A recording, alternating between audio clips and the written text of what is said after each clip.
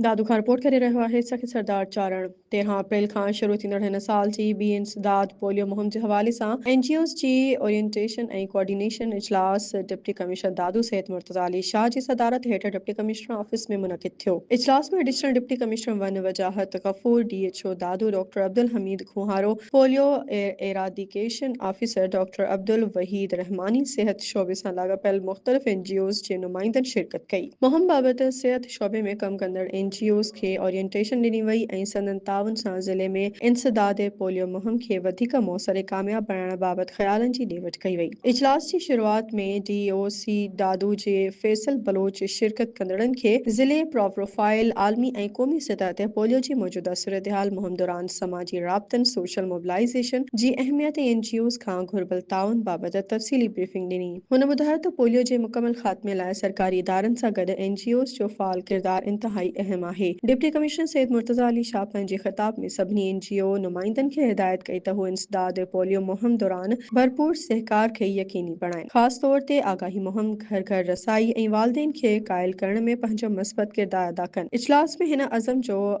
आइदो कयो वियो त दादू ज़िले खे पोलियो खां पाक बणाइण लाइ सभु वसीला इस्तेमाल कया वेंदा ऐं हर मुमकिन क़दम खंया वेंदा।